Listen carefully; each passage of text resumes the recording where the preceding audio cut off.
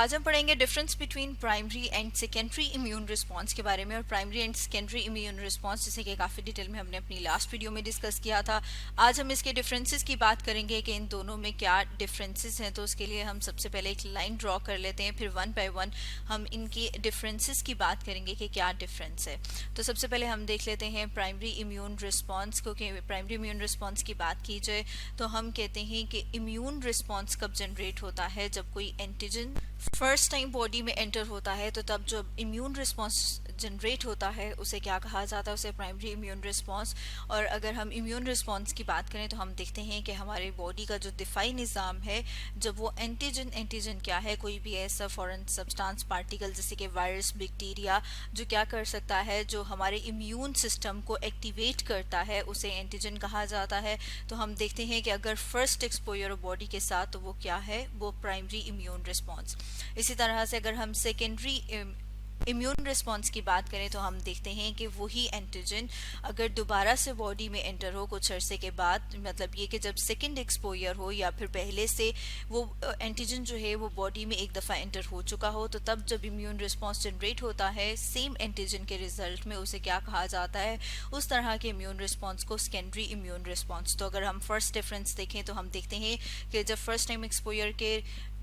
Result में जब immune response generate होता है तो वो कौन सा है, प्राइमरी। इसी तरह से अगर वही हम कह रहे हैं कि एंटीजन दोबारा से एंटर होता है तो फिर जब इम्यून रिस्पांस जनरेट होता है वो कौन सा होता है, सेकेंडरी। इसी तरह से अगर हम फर्दर देखें तो हम देखते हैं कि जब प्राइमरी इम्यून रिस्पांस में कौन से सेल्स एक्टिवेट होते हैं या फिर हम कह सकते हैं कि रिस्पॉन्ड करते हैं, तो उसमें हम देखते हैं कि हमारी बॉडी के इम्यून सिस्टम की जब हम बात करते हैं तो उसमें हम वाइट ब्लड सेल्स की बात करते हैं। वाइट ब्लड सेल्स में भी हम देखते हैं कि बी सेल्स और टी सेल्स हैं वो रिस्पॉन्ड करते हैं जब कोई एंटीजन पहली दफ़ा बॉडी में एंटर होता है। इसी तरह से अगर हम सेकेंडरी इम्यून रिस्पॉन्स की बात करें तो तब जब एंटीजन एंटर होता है तो फिर हमारी बॉडी में जो मेमोरी सेल्स प्रेजेंट हैं, जिन्हें कि मेमोरी बी सेल्स और टी सेल्स कहा जाता है, वो रिस्पॉन्ड करते हैं। तो ये सेकेंड डिफरेंस है कि जब फर्स्ट टाइम एंटीजन एंटर होगा तो बी सेल्स और टी सेल रिस्पॉन्ड करते हैं, और जब सेकेंड टाइम एंटर होता है तो फिर मेमोरी बी सेल्स, मेमोरी याददाश्त, मतलब वो वाले सेल्स जिन्हें पहले से याद होता है कि ये एंटीजन बॉडी में एंटर हुआ था,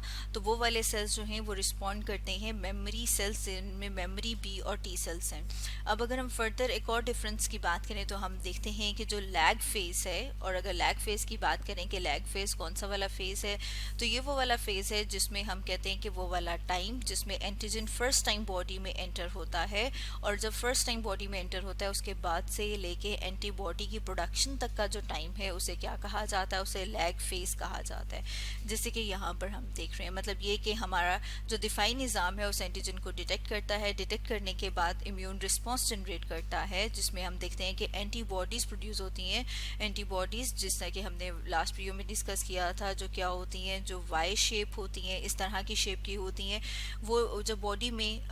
में हम देखते हैं कि ब्लड में जब वो डिटेक्ट हो जाती हैं, मतलब एंटीजन एंटर होने से लेके एंटीबॉडी की डिटेक्शन ब्लड में उस तक का जो टाइम पीरियड है, दौरानिया है, उसे लैग फेज कहा जाता है। और जब हम प्राइमरी इम्यून रिस्पॉन्स में अगर देखें तो वो कितना होता है, वो तकरीबन 4 से 7 डेज मिनिमम, और हम देखते हैं कि वो हफ्ते बल्कि महीने भी लग सकते हैं। लेकिन जब हम सेकेंडरी इम्यून रिस्पॉन्स की बात करें तो उसमें हम देखते हैं कि जो लैग फेज है वो शॉर्टर होता है, वो 1 to 4 डेज। और फिर हम देखते हैं कि वो 1 to 4 डेज में क्यों है, मतलब शॉर्टर क्यों है, क्योंकि यहाँ पर जो रिस्पॉन्ड करते हैं वो मेमोरी सेल्स जिन्हें पहले से उस एंटीजन का पता है, या फिर हम कह सकते हैं कि उन्हें वो एंटीजन पहले से याद है। तो यहाँ पर जो लैग फेज है वो शॉर्टर होता है, वो 1 to 4 डेज में एंटीबॉडीज़ हमें ब्लड में नज़र आना स्टार्ट हो जाती हैं। अब अगर हम फर्दर एंटीबॉडी के लेवल को देखें तो हम देखते हैं कि 7 to 10 डेज में पीक पे पहुंचते हैं, मतलब उन्हें 7 से 10 दिन लगते हैं मैक्सिमम एंटीबॉडीज़ बनाने के लिए प्राइमरी इम्यून रिस्पॉन्स में, जबकि सेकेंडरी इम्यून रिस्पॉन्स में 3 से 5 दिन के अंदर एंटीबॉडीज़ काफ़ी सारी मिकदार में बन जाती हैं। मतलब ये कि उनकी जो पीक है वो 3 से 5 दिन में अटेन हो जाती है। इस तरह से हम देखते हैं कि जो इम्यूनिटी है वो लॉन्गर टाइम लेती है प्राइमरी रिस्पॉन्स में, और हम कह सकते हैं कि वो शॉर्टर टाइम लेती है सेकेंडरी रिस्पॉन्स में। मतलब जो सेकेंडरी इम्यून रिस्पॉन्स है उसमें इम्यूनिटी इस्टेब्लिश करने के लिए, अपने आप को बचाने के लिए जो टाइम लगता है वो कम होता है अगर हम उसको कंपेयर करें प्राइमरी इम्यून रिस्पॉन्स से। एंटीबॉडीज़ को फर्दर क्लासिफाई किया जा सकता है, जिसमें हम देखते हैं कि जब प्राइमरी इम्यून रिस्पॉन्स जनरेट होता है तो जो फर्स्ट एंटीबॉडी प्रोड्यूस होती है वो कौन सी होती है, वो मेनली आईजीएम, जो कि हम कहते हैं कि क्लास है एंटीबॉडी की। उसके अलावा हम देखते हैं कि स्मॉल अमाउंट में आईजीजी जो है वो भी प्रोड्यूस होती है। लेकिन अगर हम सेकेंडरी इम्यून रिस्पॉन्स की बात करें तो यहाँ पर जो मेनली प्रोड्यूस हो रही है वो कौन सी है, वो आईजीजी। इसके अलावा हम देखते हैं कि स्मॉल अमाउंट में आईजीएम एंटीबॉडी जो है वो भी प्रोड्यूस होती है। इसके साथ हम देखते हैं कि जो दूसरी इम्यूनोग्लोबुलिन है, एंटीबॉडीज़ को इम्यूनोग्लोबुलिन भी कहा जाता है, उसमें हम देखते हैं कि आईजीए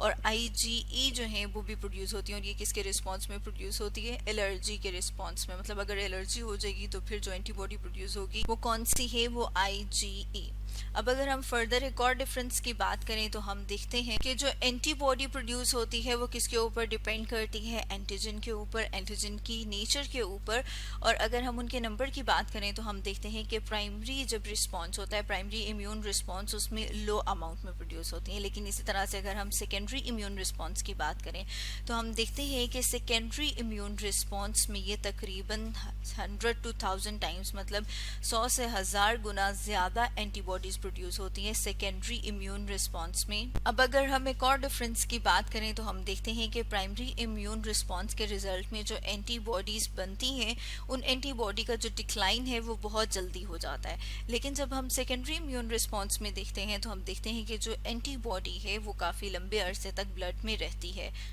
साथ में हम देखते हैं कि अगर हम इम्यून रिस्पॉन्स की बात करें तो उसमें हम देखते हैं कि जो एंटीबॉडी की अफिनिटी है वो एंटीजन के लिए लोअर होती है। लेकिन जब सेकेंडरी इम्यून रिस्पॉन्स की बात करें तो उसमें ये अफिनिटी जो है वो बढ़ जाती है, मतलब एंटीबॉडी की अफिनिटी जो है एंटीजन के लिए काफ़ी ज़्यादा होती है। अगर हम इसको एक डायग्राम से देखें तो जैसे कि यहाँ पर हम डायग्राम में देख रहे हैं, जिसमें हम देख रहे हैं कि वाई एक्सिस के ऊपर ब्लड एंटीबॉडी लेवल है। इसी तरह से यहाँ पर हम देखते हैं कि एक्सपोजर जो कि फर्स्ट टाइम, इसी तरह से सेकेंड टाइम के एक्सपोजर की बात करें तो यहाँ पर हम देख रहे हैं कि प्राइमरी इम्यून रिस्पॉन्स में लेवल देखा जाए तो कितनी एंटीबॉडीज प्रोड्यूस हो रही हैं। लेकिन जब हम देखते हैं कि सेकेंडरी जब इम्यून रिस्पॉन्स होता है तो उसका लेवल कितना ज़्यादा राइज कर गया है। उसमें फर्दर हम देख रहे हैं, यहाँ पर हमने बात की थी कि यहाँ पर मेनली कौन सी प्रोड्यूस हो रही है, आईजीजी, और यहाँ पर हमने देखा था जो एंटीबॉडी प्रोड्यूस हो रही है आईजीएम। तो यहाँ पर हमें ग्राफ से भी क्या पता चल रहा है कि जो सेकेंडरी इम्यून रिस्पॉन्स होता है उसमें एंटीबॉडी का लेवल और उसकी अगर हम यहाँ पर ड्यूरेशन फर्दर आगे देखेंगे तो वो ज़्यादा है। मतलब ये कि इसकी पीक देखें तो ये इसमें ये क्या बताती है, जैसे हमने ऊपर कहा था कि 100 से 1000 टाइम्स ज़्यादा एंटीबॉडीज़ जो हैं वो प्रोड्यूस होती हैं सेकेंडरी इम्यून रिस्पॉन्स में। तो स्टूडेंट्स, आज हमने क्या डिस्कस किया, आज हमने डिस्कस किया difference between primary and secondary immune response के बारे में।